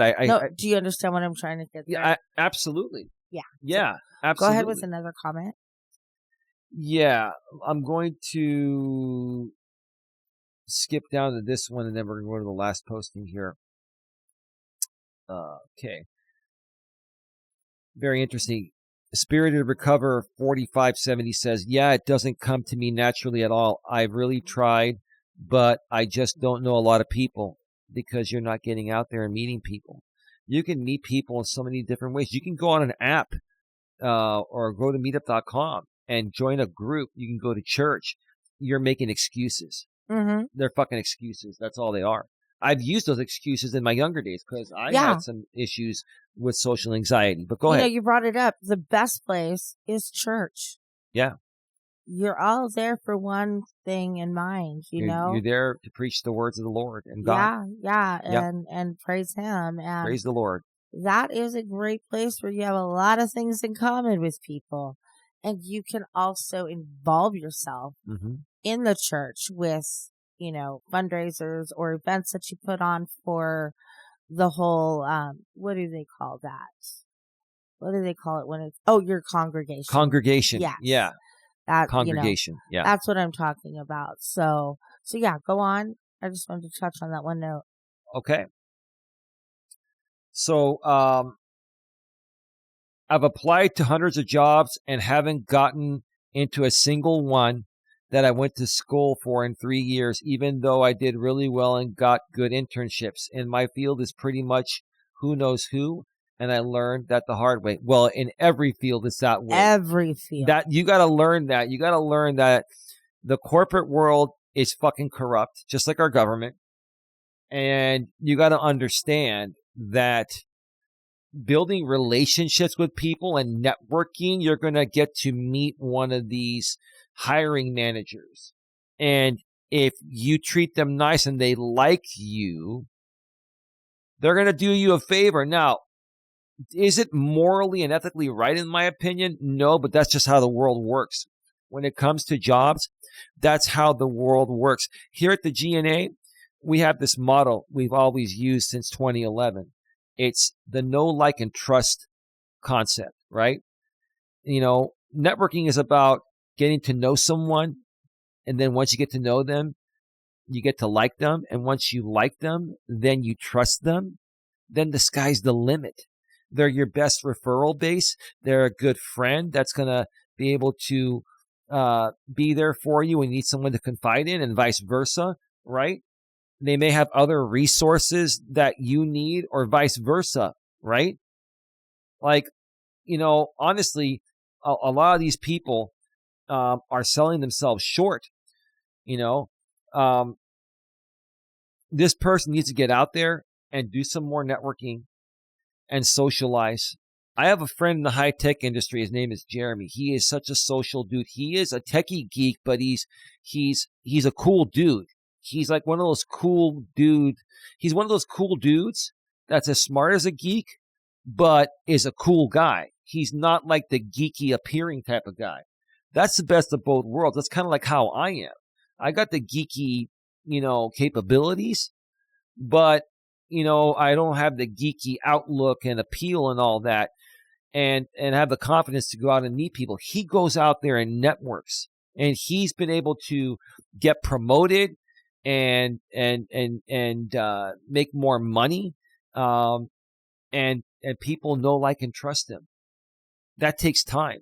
You're not just going to get a degree and put a resume out there and someone's going to hire you. You've got to give people a reason to hire you. You got to stand out. You got to stand out. Right? Can I give a good example about that in my life? I went to school to be a nurse. That's my passion in life. I worked 14 years as a nurse. Unfortunately, situations came up. I had to surrender my license. And I didn't know what I was going to do. When that happened, I applied for a lot of places, but I was overqualified, or I had not worked in that environment and being overqualified. So I was getting really discouraged. Mm-hmm. I didn't know. I'm like, I'm a damn smart girl. I learn easy. I'm a hard worker. Of course, I have this education, which means I can nail this. Mm-hmm. But they don't want to take the risk on somebody like me, because what if I do get a better paying nursing job? I'm out. Right. So, in my frustration and defeatedness, I have friends, and two of my girlfriends worked retail, and I had applied for retail, but still overlooked. Right. And they were pretty, high up, like key holders and whatnot. And they said, why don't you come work with us? And I'm like, do you think they would even hire me? And they're like, you'd fit in. You'd be great. Let us set up an interview. Right. They got the interview for me. I got the job, everything. I had to swallow some pride. But, my friends were able to get me that connection. Once I had that connection, you were in. I was in. No problem getting any other job at that kind of level. You basically learned how to use your resources. Yes. You need to have resourcefulness and be able to use your resources. But the only way to gain resources is to talk with people and get to know, like, and trust people. And we can help you overcome that here at the GNA. Go ahead, babe. Yeah. And I wasn't working retail for very long. After my situation with my license, mm-hmm. I was able to do a few years of caretaking. You don't need a license to be a caregiver, as you know, because you're my caregiver. But right. And I had a very sweet couple for about 4 years before they passed away. Before they passed away. God rest their soul. And beautiful, beautiful people. Mm-hmm. Unfortunately, in the town I lived in, there weren't too many people in need. And so patients were pretty scarce, and the ones we did have had certain requirements that didn't really match what I could do. Mm-hmm. So, I needed something else. And so I was completely stepping out of my comfort zone, from taking care of people to taking care of them shopping, like ringing them up and showing them what's right in front of their face, Mm-hmm. It's kind of frustrating, but I got through it. I humbled myself and I said, you know what? this is all I have right now. I'm going to make the best of it. Right. And I did. And I'm proud of you for it. But I got all the way up to assistant manager of the last job. I pushed my way up because I knew I was capable of handling that job. Yeah. Took me a minute, but I knew I could do it. Oh, yeah. And I remember my retail days, so I know what it entails to do the job that you have or you had.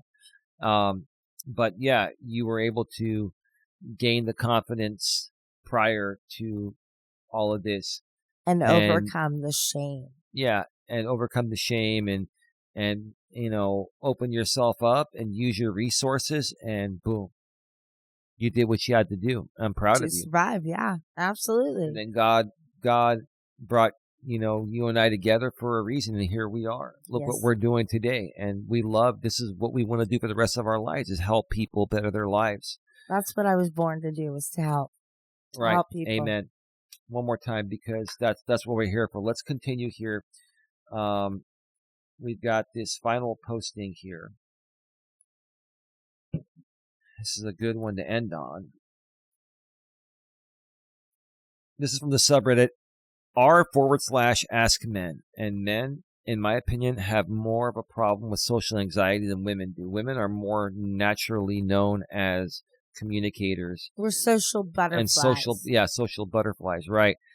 And the original poster's title is, why does it seem like social anxiety is so common these days? Why does it seem like social anxiety is so common these days? I've noticed again and again on Reddit, people mentioning that they suffer from social anxiety. I feel like this really wasn't a thing even just 5 years ago. No, it's definitely a thing, right, baby? Absolutely. I'm not trying to be insensitive. I honestly just want to know why so many people seem to have it all of a sudden. It's not something they have all of a sudden. It's just something that's just there. You know, and I think there's also a situational. Stigma. I think there's a stigma out there with some people that they think people are overdoing this whole anxiety and mental health spectrum world that we live in. And so they don't take it serious. They think, oh, you're just overreacting to get attention. Poor pity me. Look at me. To me. Get attention. They want all the attention. It's an easy way to get cheap attention. Yeah, right? Pity party. Pity party. There you go. That's another great word. Go ahead.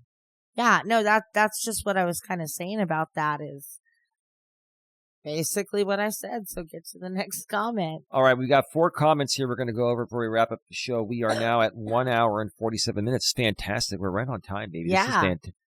Love you. Good Love job. you, baby. I love you. I'm so proud of you. You look really, I love your outfit today. Oh, I bet you do. Mm-hmm. Baby, don't do that to me on the air. Anyway. There outfit. we are. All right, so Mario Kart Fever. What a great name. I'd say it's a combination of exposure to social media creates warped views on what a fulfilled life is. That is true. That's freaking on point right there. Yep, absolutely on point. The internet gives shy people a place to vent safely. Yep. Word. You nailed it, man. Social anxiety-related issues are topical and possibly being overdiagnosed. I wouldn't say they're being overly diagnosed. I would say that it is. It's becoming an easy diagnosis to put on anybody who wants to throw a pity party. Throw the pity party. You're talking about the people taking advantage of it. Yeah. Right. Okay, yeah. I get that. I understand that. Because, I mean, you could say, like, it's like blaming. It's, it's like, oh. They're playing the blame game. Yeah, it's like, well, I'm doing this because of what you did. Right. Yeah, gaslighting. It is. It's absolutely gaslighting. Modern society has shed a lot of culture, tradition that provided regularity and purpose. It is absence. I think you meant to say, in its absence, a lot of people are feeling lost and without purpose. That nailed it. I got to give you double, quadruple, high five. I'm almost wondering if this is somebody in the mental health field that helps people like a therapist would. That sounds exactly like what my therapist would say. It could be, and this is exactly what you and I have been talking about, and I was even talking about this before I met you, babe, 3.5 years ago. This is about people lacking purpose and struggling to figure out what their purpose is. More so men. This is from the Ask Men group. Because women nowadays are having very few, if any, issues figuring out what their purpose is. Men are struggling trying to figure out what their purpose is. Men are afraid of women having equal rights and out earning them and getting more degrees than they are at a rate of 2-to-1. Now, you don't have to go to college to be successful. You can do a lot of things, outside of college and still be successful. But the bottom line is I think a lot of these men are very intimidated by women nowadays. Because you know what? When I left my last job, I found, I had already known this. The previous assistant manager, who was a male, was being paid $5 an hour more than me. And when I left that job, I let corporate know that I understand you can't do that. And lo and behold, I got that compensation back. Yeah. Yeah, because you did. got to know what your worth is. And that wasn't my worth, what they were paying me. Yeah. Basically, a lot of companies are doing what's called wage gap. And it's basically gender discrimination. Yeah. Yeah. And so, that was actually a very, very good thing that, they took care of that for you. But yeah, that's a lot of men nowadays are struggling to figure out what their purpose is. And a lot of it has to do with them seeing women rise up. Yeah, the insecurities where the woman is the breadwinner. Yeah. And they're not doing a damn thing. Right. It's like, okay, I don't want to get put anybody in the gig economy down, but it's like your wife is a lawyer and she's out there making bank and you're just at home driving DoorDash, not putting what you have to your ultimate potential. Most women that are an attorney would not be. I wouldn't deal with that if I was an attorney. And I'm not saying that it would never happen with anything's possible, but the bottom line is, most women that are an attorney or a doctor would not be with a man that's just doing gig work. Nothing wrong with doing gig work. Do what you got to do. But I honestly think that like attracts like, and people that are in higher end prominent jobs, or at least what we perceive to be higher end prominent jobs, are going to want to be with other people. Like a man that's in a high prominent job is going to want to be with a woman that is in a similar type of job, or it's just a prominent woman, decent woman. And the same on the flip side, when it comes to a woman that's in a prominent job, she's going to want to be with a man that's in a prominent job, or she won't be able to respect him. She just won't. Mm-hmm. Right? Yeah. All right. Shall we continue? Yeah. All right. 1 hour and 52 minutes. Overdiagnosed seems to be more like self-diagnosed as well. Some people might just be bad at socializing, but others may actually have anxiety. If you're bad at socializing, you have anxiety. Period. End of story, in my opinion. No one's gonna be an intentional asshole. People are assholes because they have social anxiety, they lack self-worth, and they feel like, they don't have really anything to offer the world. What are your thoughts? Yeah, and if you're out and about and you're happy, you smile at somebody, you say hello, good morning, whatever, and then they're like, oh, they don't even respond to you. Mm-hmm. That's it's hard to keep that happiness up because then you feel like, damn, why am I even doing it? Yeah. Nobody appreciates it because y'all are in a funk and miserable in your life. Amen. Let's continue here.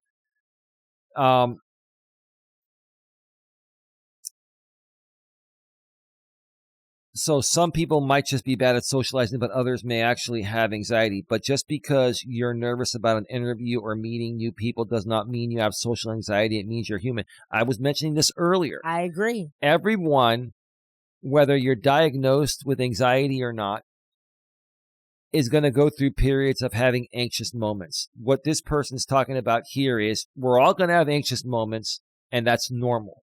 For a but man, but it's when you propose to a woman.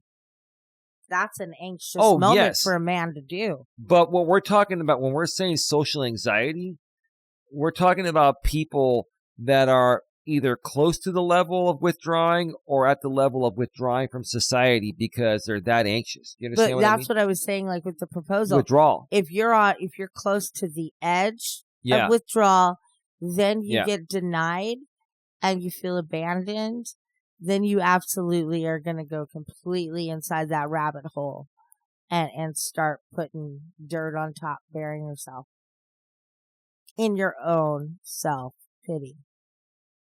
Right. Right. Let's continue here.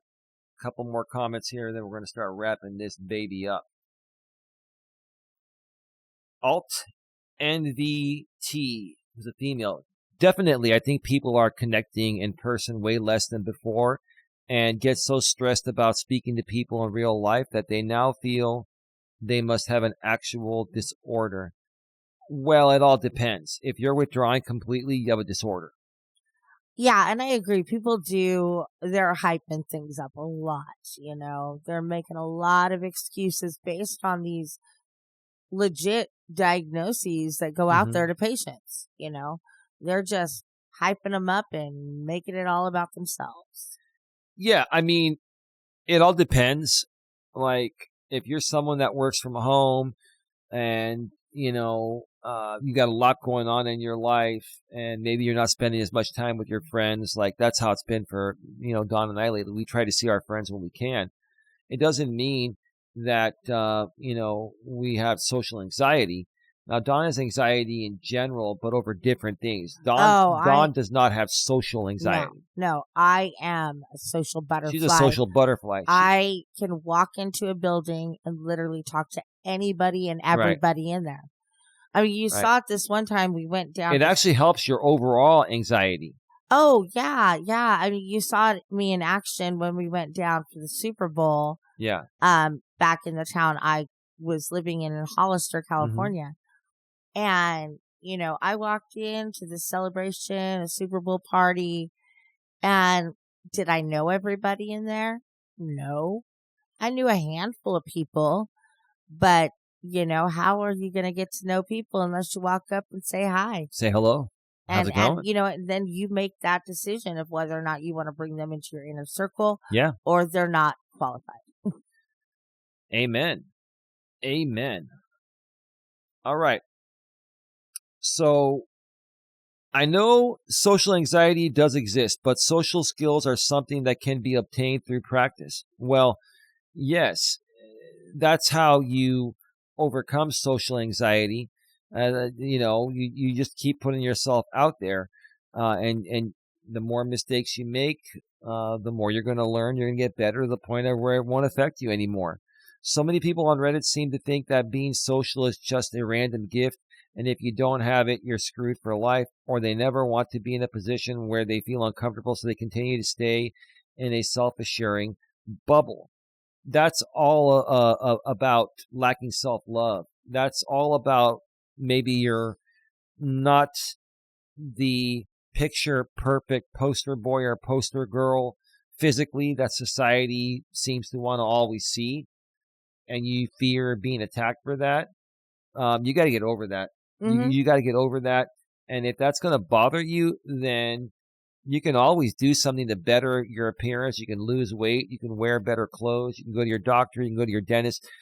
And if money is something keeping you from doing all that, then there are ways you can That's why you make friends. Well, there are things you can do to make more money and eventually fix everything. You can fix all the underlying issues to better yourself. I've always said that in your cluster of friends, you should always have a lawyer, a doctor, a mechanic, a vet, some like those kind of things in your circle, because literally those are the most expensive things. People that cut hair, somebody that cuts hair, or like I said, in the veterinarian department, your friend can come over and clip your dog's nails or groom them, and that's where you get all these connections and it all comes together. It's amazing. They say it takes a village. It really does. Absolutely, absolutely, baby. Okay, I couldn't have said it better myself. That was well said. Um, Same thing as people saying they are introverted when they are just describing shy. That's not true. No. That is not true. Being shy and being introverted are two different things. People that are extroverted can be shy at times too. They're Mm-hmm. just far less shy. People that are introverted are pretty much constantly shy or withdrawing from things for the same reasons we've been talking about, social anxiety, right, babe? Yeah, yeah. And so I always see people on this site talk about how they are really introverted unless I'm close with them, and then I am outgoing. Well, I think everyone, no matter how shy they are or aren't, is going to feel more comfortable talking about certain things with people that they're close with and they've gotten to know, like, and trust, right, babe? Uh-huh. It's just the really introverted people, have not gotten over their initial fears that stem back to their childhood. Once you get over your initial fear, then you're going to be in a much better place. I mean, Yeah, that's yeah, what I yeah. think, right? Mm-hmm. Anything else you want to add to that? Should we go to the last Nope. one? Let's go last one. Bingo. I'm a shy person. I'll openly admit it, but I try to put myself out there because usually after about 5 minutes, I'm comfortable enough to start opening up. You know Great. what, baby? Great. Let's give him a big round of applause. That's exactly what we want. That is exactly what we've been saying. That's what you all need to do. I could not have said it better myself. What about you, babe? Oh, God, no. I was so happy when I heard that. I was like, yes. And one more here deleted their account. I wish everyone who accused me of having self-diagnosed depression and anxiety would pay for my medicine and therapy. Well, get fucking insurance. This is the problem our country has. Yeah. We have Obamacare now. We have the Affordable Health Care Act, where every single American can afford insurance, regardless of whether you make money or not. If you don't make any money, you can apply for Medicare, right? Here in California, there's also Medi-Cal. We have programs for this. You're making a fucking excuse. You're making excuses. You can afford your own stuff as long as you take the right action. We need to help these people that don't know about available resources they have to them, because this is an excuse. This is a cop-out, in my opinion, don't you think? Yeah. Anything else you want to add, baby? Wow. Oh, God, no, no. I mean, those were great comments, great questions in the actual article. Yeah, no, you found some really good Reddit things there, babe. Yeah, very nice. Thank you. Really flowed well with Great what show. we're Great talking show about. today. Yeah. So, As yeah, great always. job, baby. And I think, baby, we're learning to flow a lot better. I think Sandra and Tia, when they give us our other G&A executives on the executive team, when they hear this, they're going to see us bantering back and forth. I think we are flowing so much better. I thank you for that. 1, 2, 3, 4, quadruple high five. Yeah. I mean, I'll tell you, this topic is very exhausting to discuss because, whenever I talk about something, and same with Dawn, I believe she's the same way. She can speak for herself in a second. We put ourselves in the shoes of the people that are writing the comments, and we're really feeling it. And it gets very draining because we care about you and we feel for you, right, babe? Yeah, you're putting everything, like all of yourself into this. You're putting it all on the table, which is what we need to do to correct the issues. Yeah, yeah. And so that is draining because especially if you're dealing with somebody who's going to be resistant, Like that 40-year-old millennial who's very resistant. But anyway, enough of that. I've got no final thoughts, baby, because, I mean, everything just spoke for itself. Do you have any other final thoughts? Or you want to just start wrapping this baby up? Yeah, no other real final thoughts. I just want to thank everybody for all their support. We are doing this for you guys out there. We hope that we can get through to one of you and help you, if that's just one, we're happy, because we have a lot more to share. We're going to get to everybody that needs it out there. And, you can welcome it, or if you feel you don't need it, then pass on. But we'd like you to give us a chance and check us out. Mm-hmm. Check out a couple of the podcasts from the past. Yeah. And just continue watching. Absolutely. We absolutely. love your support. Thank you, Bea. Thank you for your support. I could not have said any better myself. Don, you said it best, and thank you. Thank you for continuing. You're welcome, honey. Thank you for continuing to do these shows with me. Wow. It's kind of fun. I get to get dressed up. Good. You get to play dress up. That's nice. Yeah. Reminds you girly of girl. Your younger days when you were dressing up Barbie dolls and shit, right? I didn't do Barbie dolls, honey. What did you do? Tonka trucks? Tonka trucks, I mean? No, I just wasn't. Dolls creep me out. I don't really like dolls. So, we just did other things. I like stuffed animals. They didn't scare me. Oh, I like stuffed animals so too. So if I had a tea party, there were stuffies around me, not dolls. All right. All right.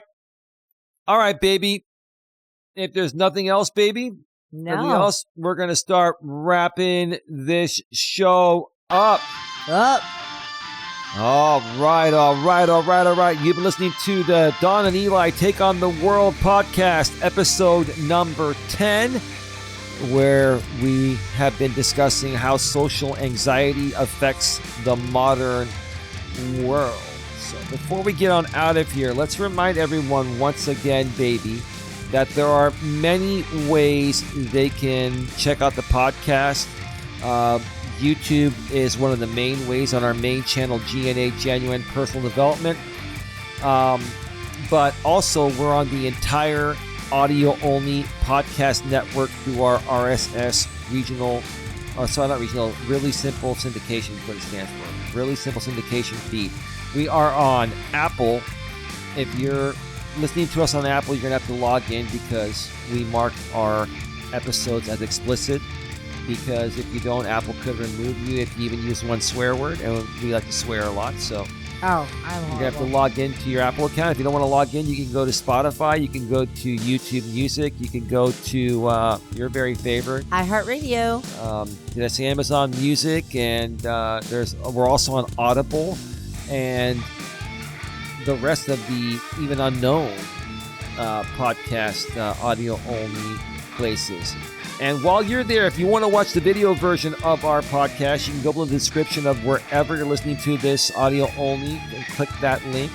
That'll take you to that episode's video version on our main YouTube channel, GNA, Genuine Personal Development.